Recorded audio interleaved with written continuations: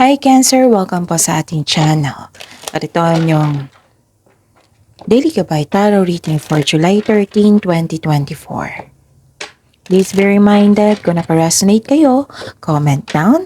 Kung hindi kayo naka-resonate, ibigay niyo po sa iba kasi general reading po ito. This is for you, Cancer, July 13, 2024.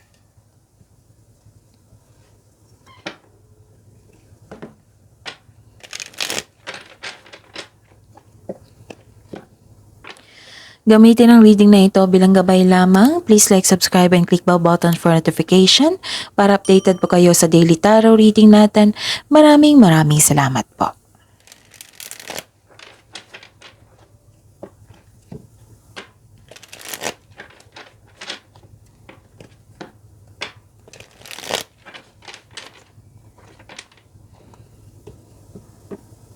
Cancer, July 13, 2024.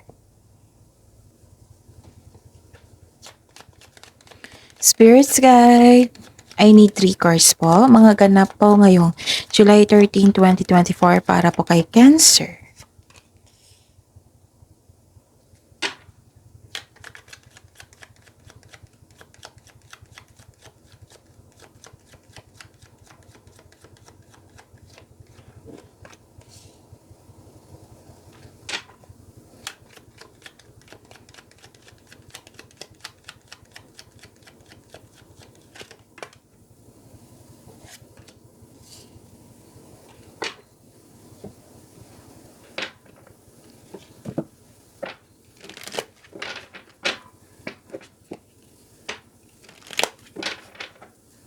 Spirits Guide, mga mensahe po para kay Cancer. Ngayon, July 13, 2024, I need 2 cards po.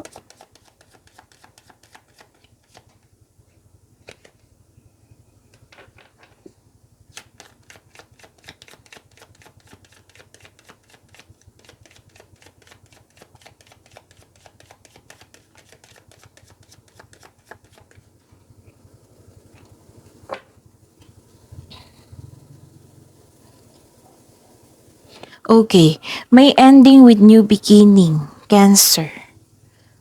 May closure, pwedeng end of contract, or tumiwalag ka. Basta may closure kung nakita dito. Ending with new beginning. Nagkaroon ng letting go, nahihirapan, nagkaroon ng transformation, nahihirapan ka sa sobrang stricto, nagkaroon ng hardship kasi may matigas ang ulo, ayaw makinig sa iyo.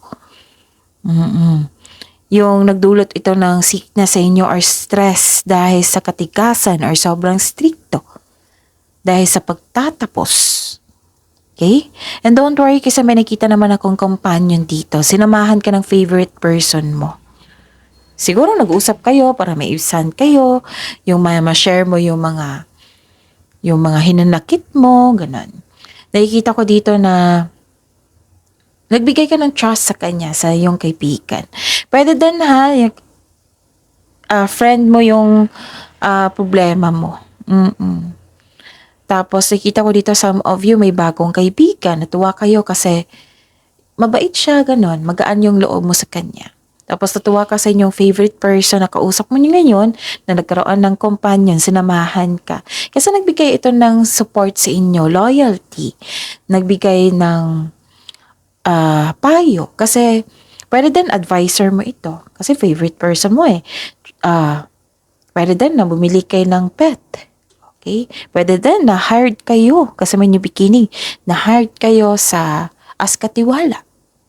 Naka-receive kayo ng tulong. Pwedeng kayo ang nagbigay ng tulong or naka-receive kayo ng tulong. Pwedeng tulong ito or regalo.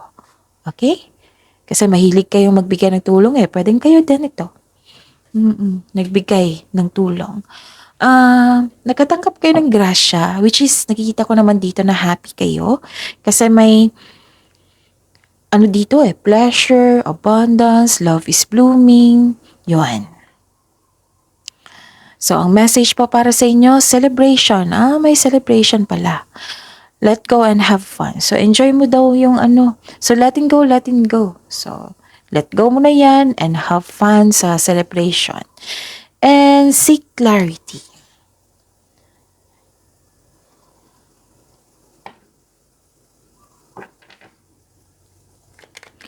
Spirit's Guide, ano po ang energy ni Cancer ngayong July 13, 2024?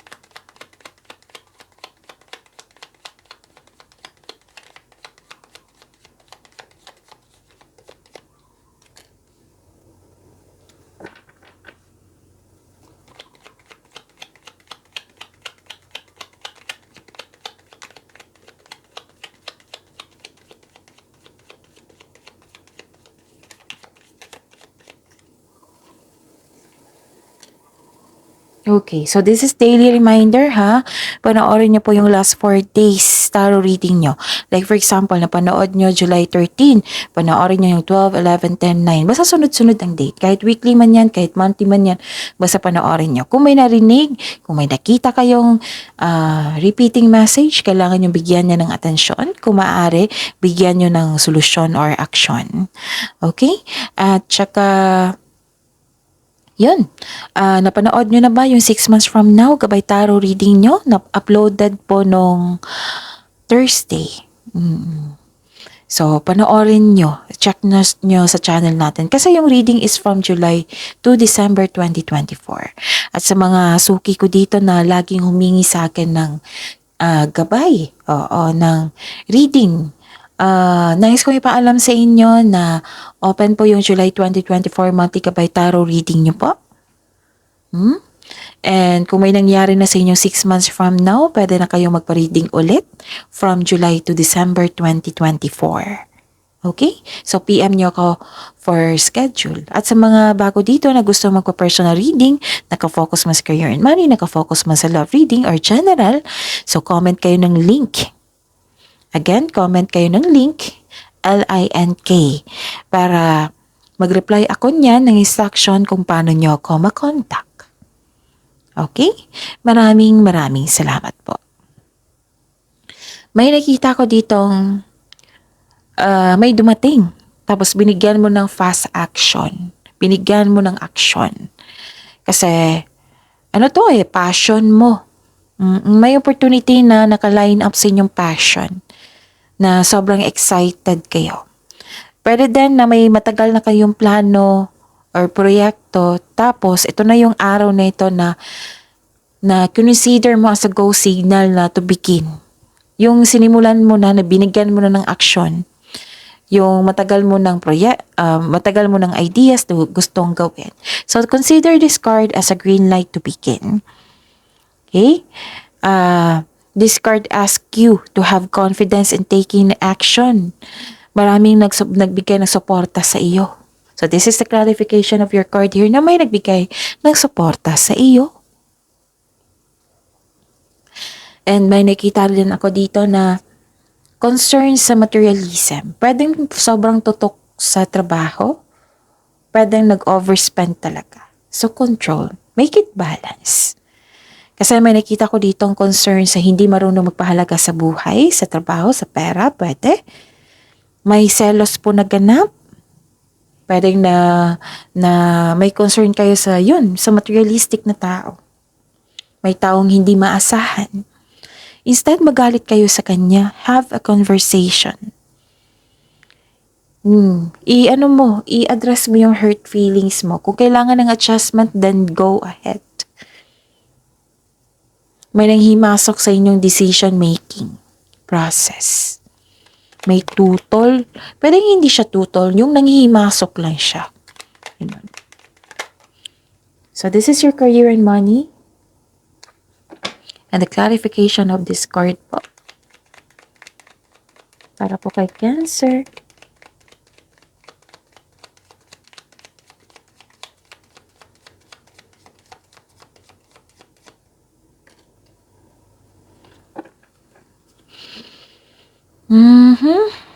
So this is your career and money.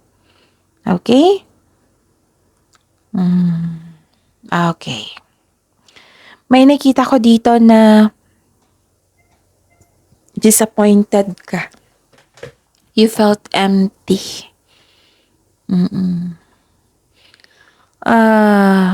You're exhausted eh. Kasi so, itong taong ito, yung sabi ko kanina na hindi marunong magbigay ng halaga. Ano siya eh, toxic. Naging toxic po siya. Sa career and money nyo to ha. Exhausted ka, pwedeng exhausted ka sa demand sa inyong customer or kliyente or boss. Pwedeng exhausted ka kasi yung marami siyang demand. Nagiging toxic yung tao. Nagbigay ito ng stress sa iyo. So this is a clarification of your card here. Diba? May sabi ako kanina na sickness or na stress ka sa isang tao na sobrang dami ng demand. Sobrang stricto, matigas ang ulo, ganun. Ayaw makinig. Pwede din na may naalala kayo sa nakaraan. Like nag-invest kayo ng time and effort pero hindi pala natuloy. Wala kang nakuhang magandang bunga. Kaya hindi ko kayo masisisi na hindi kayo madaling magbigay ng trust sa ibang tao. So, guarded kayo. Okay? Kung may kakilala kayong buntis dyan sa trabaho mo, basta kung may kausap kayo or kakilala, sabihan mo magpa-check up sa doktor kung kailangan po. Hindi ko kayo tinatakot ha. Kung pwede lang po, magpa-check up sa doktor kung kailangan. Okay? Yon. At saka, may nakita rin ako dito. Granted yung manifestation. So, this is a clarification of your card here. Diba may sabi ako kanina dito na ending with new beginning. So, may pagbabago. May solid beginnings. Granted yung manifestation nyo. May parating na, masaganang panimula sa workplace mo or sa negosyo. Mag-ingat mo daw kayo sa paggawa ng plano para magtagumpay ito. May nakita rin ako dito na dinidevelop mo yung bagong hobby mo or skills na maaring makadagdag income. Sobrang tutok nyo sa trabaho dito. You're putting effort without rushing. Wow! Tapos may may good news po sa napapasukan. Di ba may sabi ako sa inyo na may maaring na-hired kayo kahit walang experience, gano'n. Basta may na-hired din dito. Yung tinanggap yung scholarship application mo, yung job application mo, yon. Pwede din ka kasi mula-mula sa trabaho. So this is a new beginning. Love life, self-love, partnership, and romance. Ni Cancer, ngayon July 13, 2024. I need 2 cards po. May lumabas dyan sa screen natin ha. May bagong channel tayo. Nakafocus po ang love reading doon. Para po yan sa lahat, single ka man or may partner. So, the clarification of your part here. So, comment kayo ng love link. Comment kayo ng love link kasi mag-reply ako niya ng link. I-click nyo po yung link niyan para ma-view nyo agad yung bagong channel natin. Yes, malalaman mo doon kung valid ba yung feelings mo sa kanya. Kung, kamusta ang feeling sa person mo ngayon. Kung ano yung gustong sabihin ng person mo ngayon. Kung ano yung ginagawa niya or next action ng person mo, andun po. Okay? So, comment down love link. Okay, gusto kayong, di ba may new beginning, pero nagkaroon ng hesitation, nagkaroon ng fear of change, kasi may pagbabago eh, transformation. Pwede din hindi kayo makagawa ng desisyon. Pwede din na nagsisisi kayo sa paggawa sa inyong desisyon, ganon. Okay? Takot ka mag-move forward dito or takot ka sa mga challenges nyo ngayon. Nagkaroon ng hesitation. Kung nagkaroon ng hesitation, meaning hindi konkretong plano yan. Siguraduhin na konkretong plano yan. Kasi ang kasunod niyan, magiging confident kayo kasi sure kayo eh. Sure kayo na tama yan yung plano mo. Yan yung magsisilbing gabay sa inyo. Paalaala yung plano. Okay? Ano pa?